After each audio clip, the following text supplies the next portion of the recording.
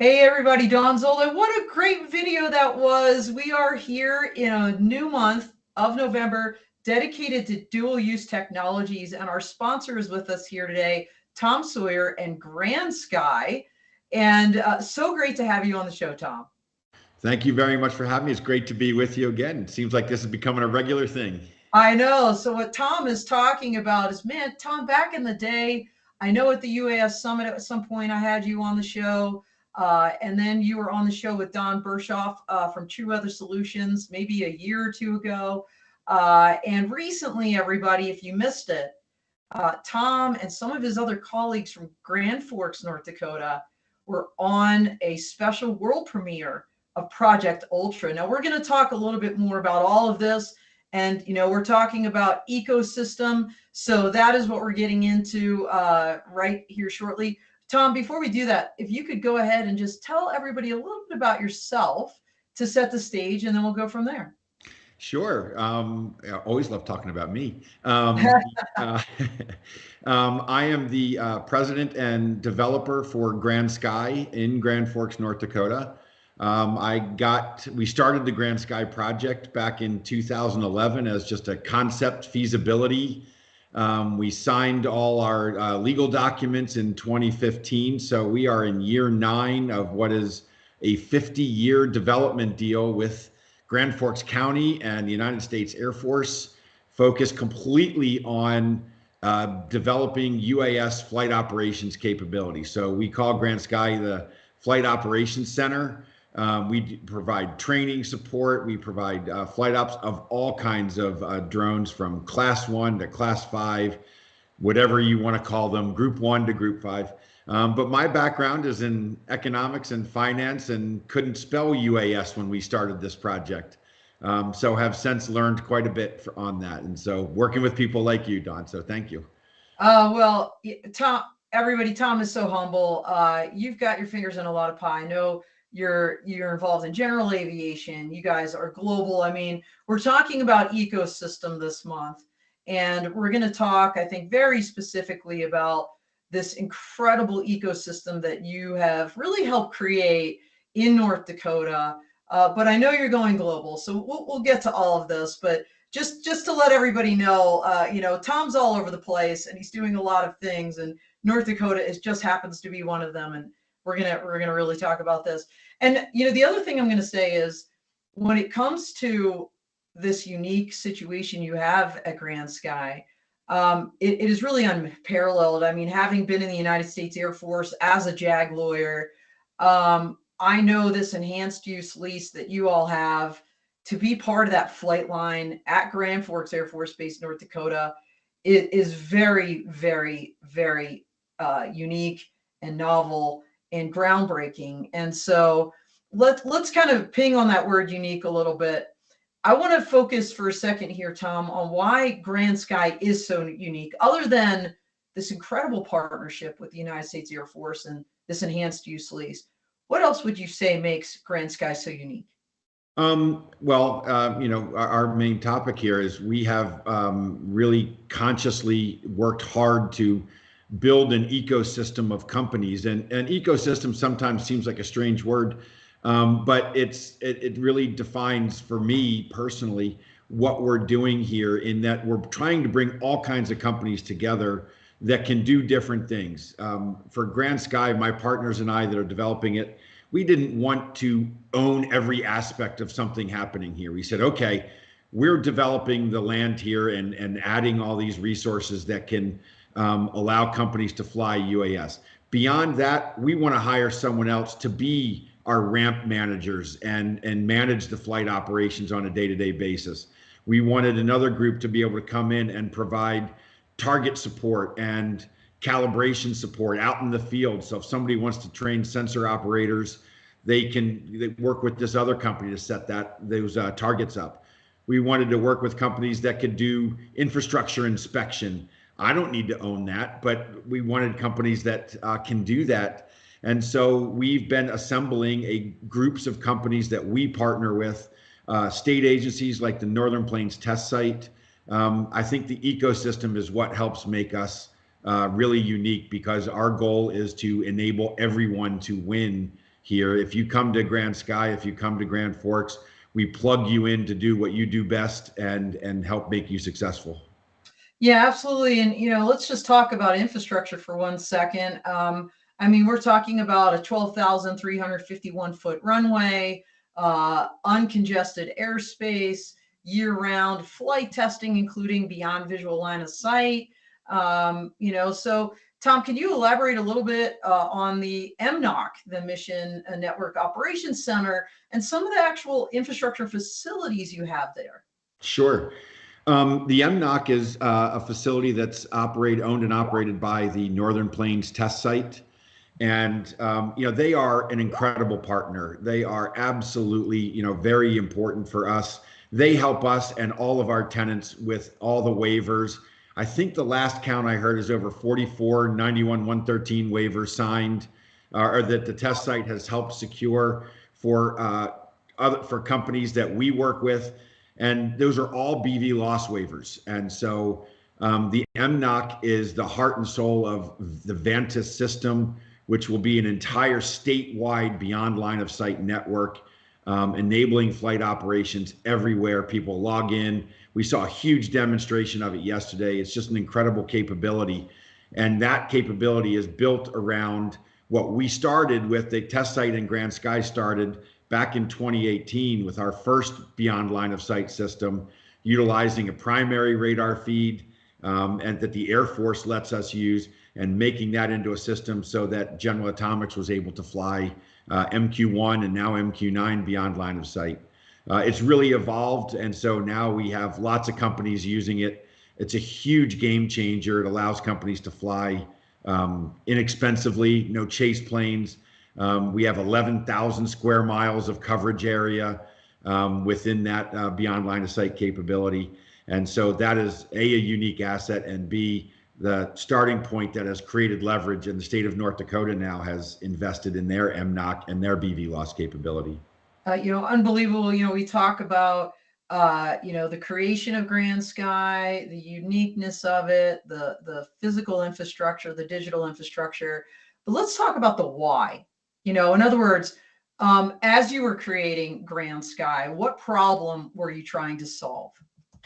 That's a great question, and actually I have a really good, solid answer. The problem we were trying to solve was there was no real place for companies to fly UAS outside of military ranges, particularly larger UAS, what we would call class 3 or class 4 or class 5 UAS right now.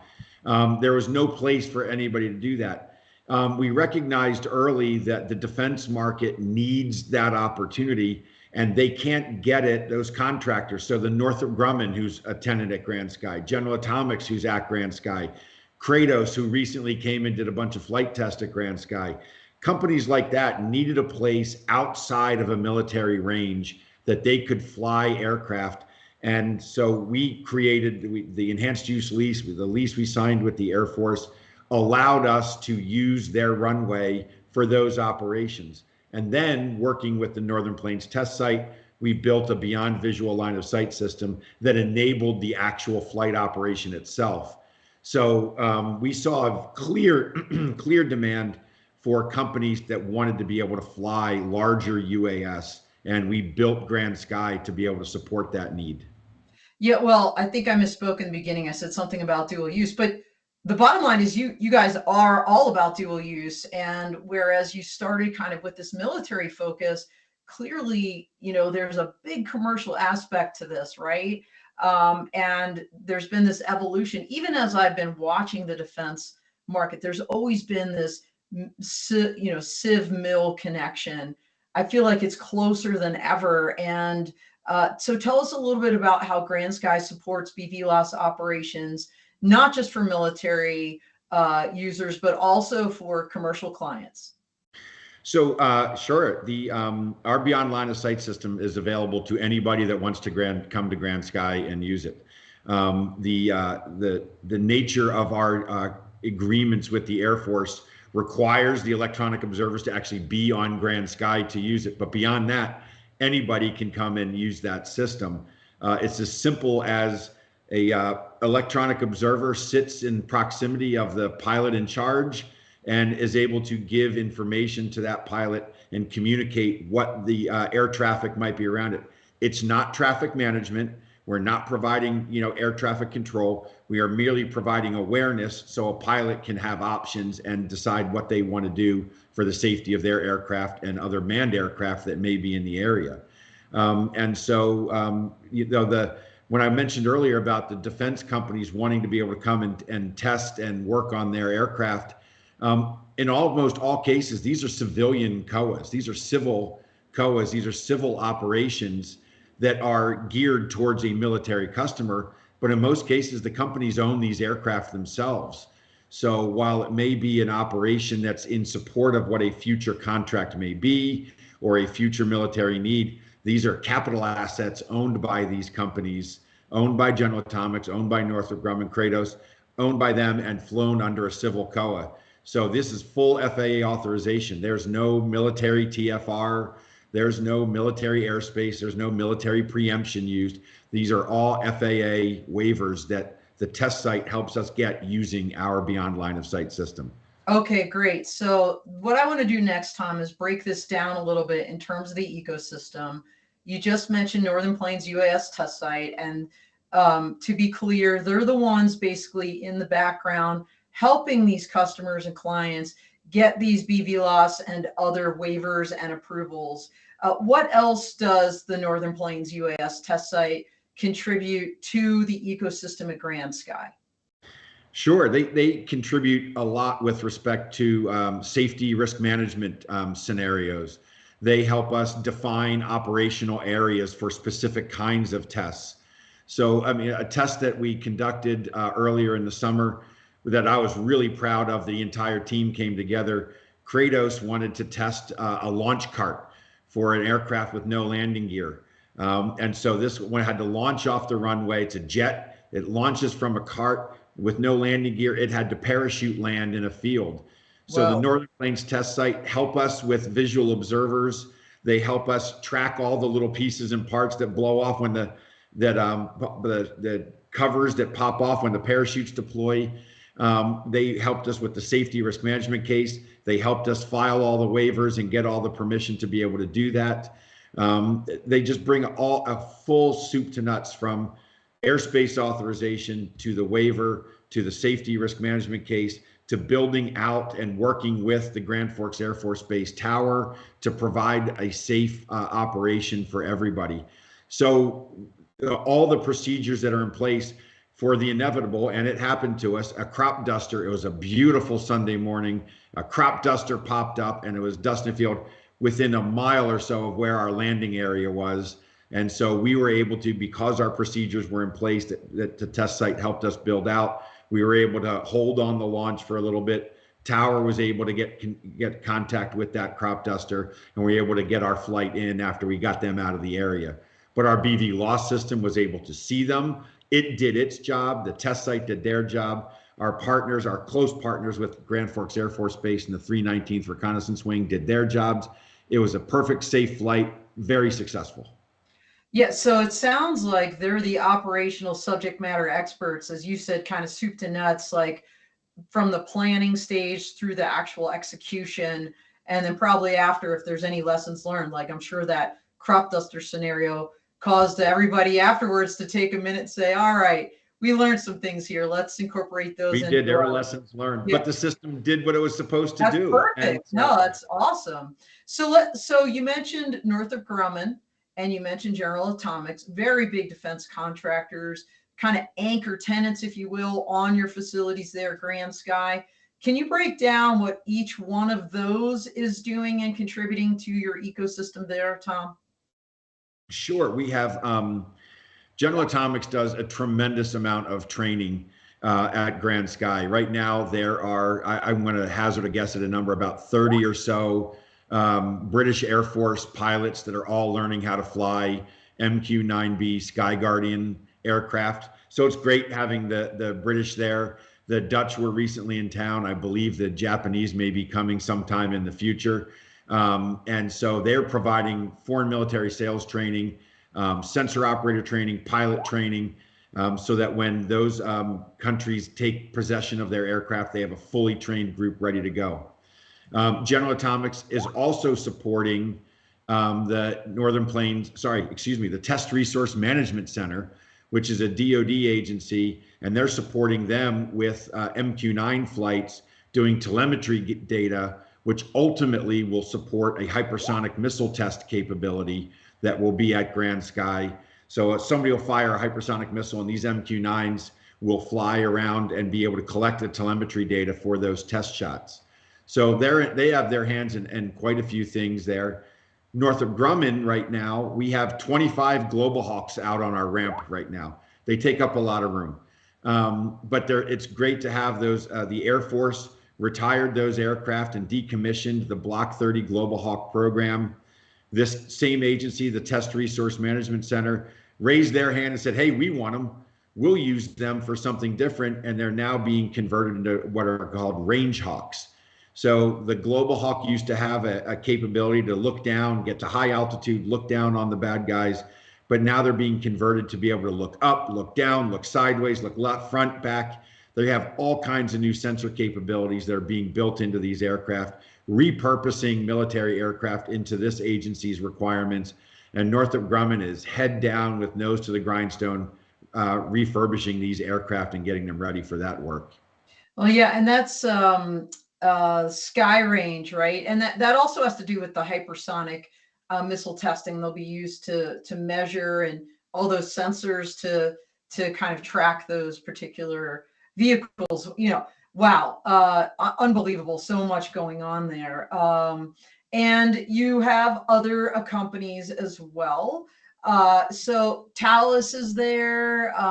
There's a Thales is an important partner for us. They're actually the So Thales is the actual software developer that helped us, that it manages our beyond line of sight system. You know, my job at GrandSky is pretty simple. My job is to assemble all these pieces and parts, smash them together, and then let the experts do their thing and turn it into something real. And Thales is an important partner for that. They operate our beyond line of sight system. They provide the troubleshooting, the technical management. They make sure all the bells and whistles work on it. So we've hired them to be able to manage that system for us. I'm not in that software game. I don't understand all of that engineering. That's not my job. My job is to find the people that do understand it, bring them here, and create a system that then other people can come use. And so, you know, I think we might be the only revenue generating beyond line of sight system in the country. We charge people to use our system, and people are willing to pay to use it because of the value it creates. Yeah, I mean, again, a lot going on there. And in terms of the ecosystem, when you think about GrandSky and the larger area of Grand Forks, North Dakota, you all have very close collaborations with academic institutions as well. You know, by the way, everybody, just recently out at the UAS Summit, of course, UND, University of North Dakota, was there in full force, but they're not the only game in town. There's a lot of colleges that focus on drones and emerging technology. So tell us a little bit about how you're working with these academic institutions, Tom. Sure. You know, we have two great academic institutions in North Dakota. There's many, but the two that we are closest with are the University of North Dakota and North Dakota State University. University of North Dakota has helped us with primary research projects. So I have a specific need. We have 17 acres of concrete on our ramp that's former B-52 bomber alert pad area. So this was built in the 50s. Weather and ice and snow plows are not kind to concrete over time. And so we often run into a lot of repair work that we have to do every spring to bring it back up to aviation grade. And we were working with the University of North Dakota on how to use small UAS to be able to do inspections on a very regular basis. So instead of inspecting it once a year, we wanted to inspect it every day. And we wanted to be able to create a digital twin of our concrete ramp and understand then start to be able to detect where spalling may happen, where, you know, the different kinds of cracks develop, where things are going to break apart. And so we were working with the university to build that project out, to create that change detection. Sometimes this concrete breaks apart in as little as a weekend. If we get the right kind of heave and thaw, we get the right kind of temperature changes and moisture, it will do that. So we worked with them. We also worked with North Dakota State University on a project where we would do applied research around agriculture. And so North Dakota is one of the largest producers of hard red spring wheat, and Palmer amaranth is a noxious weed that comes into and gets into the crop and can really mess up a crop. And so we were figuring out, and Talus led this effort. We kind of backed out of it ultimately, but Talus and a great partner firm called Eyesight here in Grand Forks, Yes. you know, did the actual flight to detect Palmer amaranth using small UAS. A very successful project. They talked about it at the summit, but we have been working with them on how to do that on a large scale basis. Like I unfortunately have to do this with manned aircraft to be able to collect 8 or 9 counties worth of data in an afternoon. So we're going to do that with a King Air 350 and some pretty high-end sensors. But the goal is to have data and to be able to use small UAS ultimately to be able to do those detections. I think it's amazing. Not only you working with all these companies, you got the academic R&D happening also on GrandSky and beyond, you know, Grand Forks, and as you said, all these different acres. What I was going to say also is, you know, you mentioned kind of the thawing and the weather, and you know, I do feel like that's a very unique aspect to North Dakota. You know, when you look at the unique attributes and some of the advantages for testing the GrandSky offers, right? Tom, there used to be a saying we would say in the Air Force, you know, why not freezing's the reason. And you know, honestly, you know, people need to test their technologies in all kinds of different weather conditions. And tell us a little bit about what you all face there in North Dakota and why you feel like it's such an advantage for folks to come out there and test their equipment and their technology there. Sure. You know, in Grand Forks, we have, you know, we call it the true 4 seasons. We actually have a spring, summer, autumn, and winter. And we can get up to 100 degrees. Now, certainly in other parts of the country, it gets much warmer than that, but it gets hot here in the summer. And we have very long daytime hours during the summer, 16 hours of daylight that we can fly in. So it makes a lot of flight test opportunities better. We also have a nice cold winter, and we get wind, we get snow, we get ice, and more we're going to need to be able to provide test capability to demonstrate in a colder climate. We're not just all going to fly drones where it's nice and sunny and warm all day. We have to do drone deliveries in places like Grand Forks and Vermont and Montana. Those things need to happen in those places. And so we offer that cold weather test capability. In fact, I think last year our average temperature was lower in the winter than it was in Fairbanks, Alaska. So oh my God. we offer we can offer a really good cold weather test. And when companies say, and I don't mean to pick on them, but they say, oh, we can go down to minus 10 degrees. Oh, great. How do you handle the icing conditions then? Oh, we can't fly in icing. And your threshold's really 32 degrees, isn't it? It's really not minus 10, it's 32. Right. So being able to have aircraft and companies that are building capabilities, aircraft with capabilities to fly in cold weather, we have a great opportunity to support that. And so that's an area where we need a partner like the Northern Plains Test Site, because in the dead of winter, there's not a whole lot of daylight, as many daylight hours. We'll get maybe 7 or 8 hours of daylight. That means we need to do night ops. So we have to do cold weather night ops and get waivers for those kinds of things. So we have a great partner in Meteomatics. We bought the Meteo drone. We are working with FAA to get a Part 107 waiver to go to 16,900 feet. We have a waiver to go to 9,000 feet now with it. It's allowed to fly at night. It's allowed to fly in known icing conditions. In fact, its entire job is to find known icing conditions, find the icing conditions, fly in high winds to get, it's a weather balloon that goes up and down several times a day. and gives us actual weather data that we then put into weather models that our friends from True Weather help us with. Mediomatics has a model. We work through all, we know those are important partners. Every flight now is starting to rely on our weather capability. We just signed a CRADA, a cooperative research and development agreement with NOAA to be able to share that data with them so they can start to explore the efficacy of small UAS for weather prediction purposes. Oh, wow, that's so cool. And you just kind of exploded out a whole kind of side ecosystem within your larger ecosystem, this whole kind of weather, which is so critically important, as we all know. But what I also love, Tom, is that you've really expanded your ecosystem even beyond North Dakota. I know you're connected to additional airfields. And when I say connected, you've got partnerships. Tell us a little bit about some of the other airfields in other states that you're working with. Sure. A great partner and a great firm that a great group we work with, Battle Creek Unlimited in Battle Creek, Michigan. They provide a lot of economic development support to the Kellogg Airport, the Kellogg Executive Airport there in Battle Creek. They have leaned forward and really want to develop UAS operations at their airport. So we've been working with them for years now, along with our really close friend, Jeff Donahoe from Donahoe and Associates, working with them to build out their plan.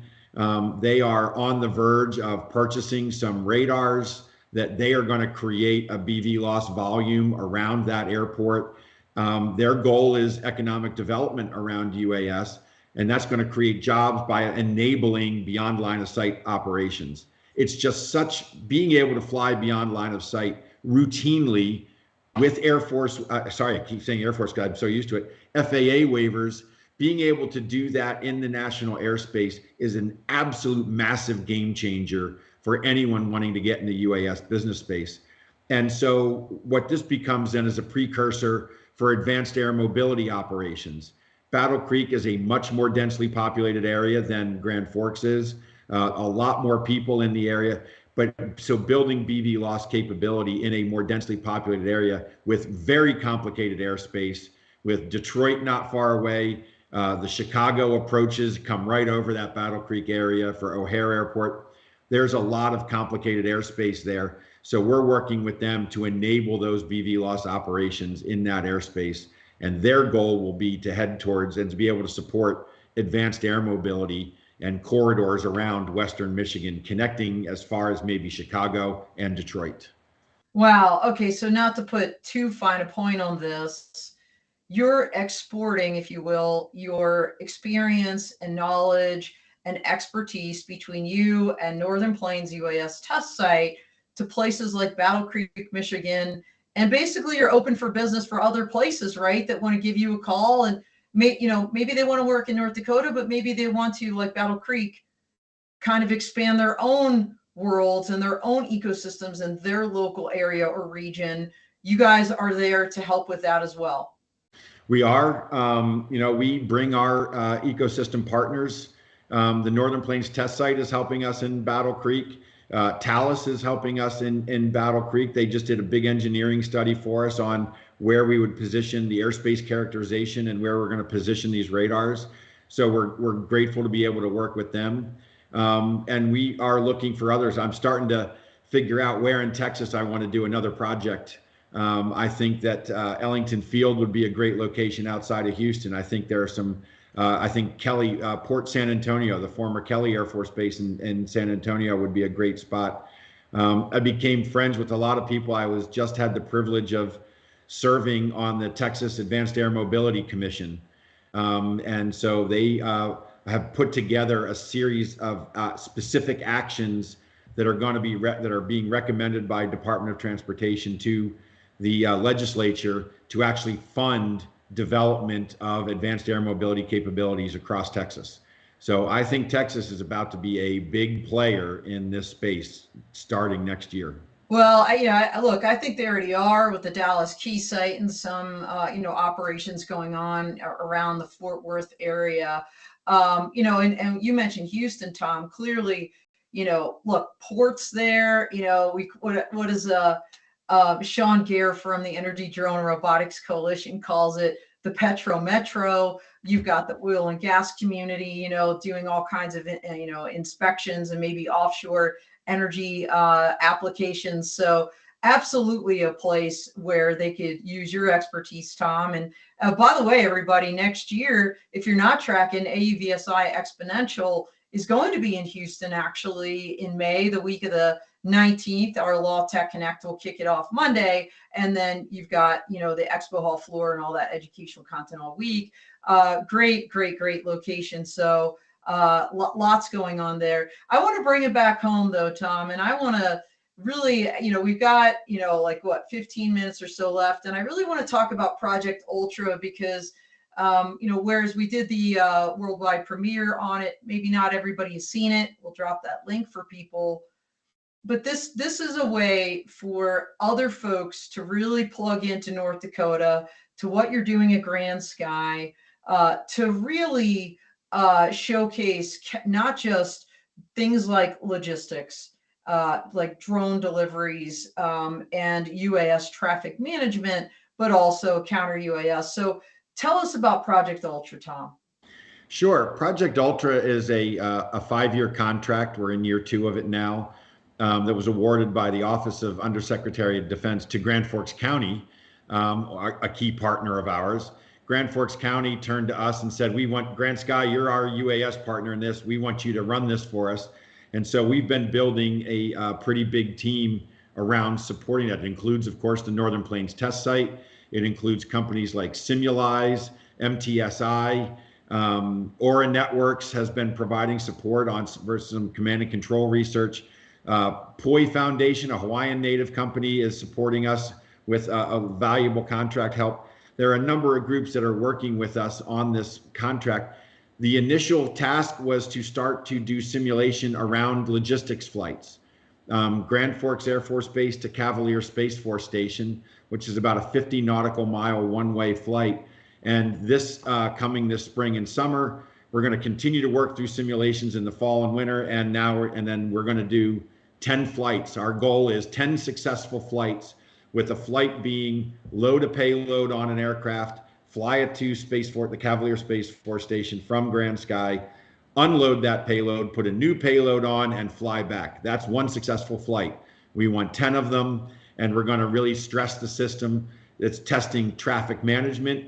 We have partners with AFRL and NASA that are bringing their traffic management systems. So we're going to be able to demonstrate these flights within those traffic management systems. The GrandSky system will be in use. So we're kind of combining logistics flights, so actual carrying of payloads from a place to a place, and the traffic management side, all of it within the national airspace, no closing off airspace for it. This is going to just fly like any other aircraft. And that's what Project Ultra is really predicated on, is how can DoD use UAS like any other aircraft, both on base and off base, and the merger of coming from off base to on base and vice versa. And so you have massive challenges with security, cybersecurity, physical security, traffic management, knowing what's going on, merging a small UAS operation with the flight line activity at Grand Forks Air Force Base. And this gets even more exciting for us because Ellsworth Air Force Base is resurfacing their runway. So 18 B-1 bombers are temporarily deployed here to Grand Forks starting in January. And we need to figure out how to integrate. The tower is working. They're going to integrate all of our normal operations with B-1 mission now operating here. It's going to be complicated airspace and complicated operations, but that's what Ultra is designed to do, to create a contractual venue to be able to support those kinds of developments. And as so many things in the military, Ultra is actually an acronym, everybody. If you didn't know, it stands for UAS Logistics, Traffic Research, and Autonomy. So, look, I can't even overemphasize how critically important this research is. Tom, you don't know this, but when I was the head lawyer at the Air Force Academy, we couldn't even fly a Reaper in to, to the Air Force Academy to show the cadets how they flew, what they look like, land it, and let them see it. They literally, because it was like, oh, you need chase planes and you need this and you need that. And at some point it just became, and this was, several years ago. I retired in 2018. So, and so it was before that. But, just to understand that the military now is going to be flying drones, not only onto a military base, but also off of a military base into the national airspace system to fly things, parts, equipment from one place to another. I mean, it's really, it's so exciting for me because, like I said, my experience and what I was involved in at the time, it was just simply too hard to do. And to finally see the DoD embracing this technology and the FAA working more closely with them and the NAS to make it happen, and you guys being at the forefront of this, I also feel like what you're doing is going to be a template for the rest of the world, because you're talking about, I mean, I don't even know how much a B-1 bomber costs. Let's just say, tens of millions easily. And, to be coordinating airspace with drones and those bombers flying in the same area with people on board, by the way. I mean, B-1 bombers are not autonomous. There's a pilot on board that thing. Very, very critical. Very exciting. We're taking some cues. There's some great work that AFRL is doing at MacDill Air Force Base, where they're able to use, AFRL's developed a traffic management system, and they're able to bring that information into the tower. That's a huge step to bring small UAS tracking. So the UAS, through their ground control stations, through their controllers, are sending telemetry data into this system, and the tower controllers can see it and monitor and manage those flight operations with their regular manned operations on the flight line and on the runway. That's a big deal. So we're watching what they're doing there. As part of Project Ultra, we're going to get some of that capability. You're going to bring it to Grand Forks. Grand Forks is just doing it the old-fashioned way, and just integrating that airspace, training their traffic controllers, training what they do. They're doing all of this right next door to Grand Forks International Airport, with the busiest flight school in the country at the University of North Dakota. Yesterday was it was a parade day because it was perfect flying weather and all those students were getting their hours in. So there's 30 or so planes up in the air circling around Grand Forks International. Well, Grand Forks Air Force Base provides the radar approach control for that airport. And so they're managing and supporting all of that flight activity, while also supporting us with our small UAS work and our MQ-9 work and all the different things happening. So when we talk about ecosystem and how does this all of those pieces have to come together, and we all have to know what the other one is doing to enable the operations. This isn't about a test necessarily. We're not trying to test and show, oh, we did it once. This has to be an everyday operation. And that's what our ecosystem is around. That's where the Air Force, Grand Forks County, the Northern Plains Test Site, GrandSky, and all our tenants and partners that we work with and bring to the table are focused on, and we really want to spend our time. This needs to be a routine, repeatable operation. This has to be the UAS business, not just UAS research. No, amen to that. And, God willing, right, a Part 108 rule will drop. We just saw the FAA sign out the vertical lift SFAR, which is like a big deal. Like, let's get that UAS one going, guys. And I think 2025 is going to be a banner year. But speaking of 2025 and what's kind of coming down the pike, Tom, as you look ahead to next year, because now we're in November and, we're rounding out a wonderful year, 2024. What do you see happening? You talked about these 10 flights as part of Project Ultra. What else is on the horizon for GrandSky and your ecosystem there next year? We anticipate that we are going to be growing our ecosystem. So Project Ultra is definitely going to be a key driver for us. We anticipate the Sky Range program with TRMC will actually become operational as early as maybe this December, but next year they'll be operational on site. We anticipate a lot more aircraft around that. The first Range Hawk from Northrop Grumman will become operational next year and will fly from here at GrandSky. We're excited for that.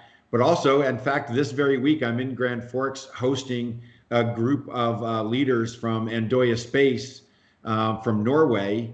And we anticipate that we're going to be building a relationship there to open up opportunities for our GrandSky family of companies to operate in Norway.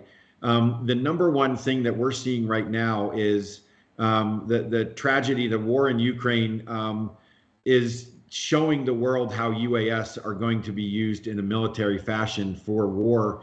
And we're seeing the increased need of counter UAS capability, the increased need of being able to do attritable small UAS that are inexpensive, that can get to the front line fast. We're seeing so much of that. That demand signal is unbelievably strong.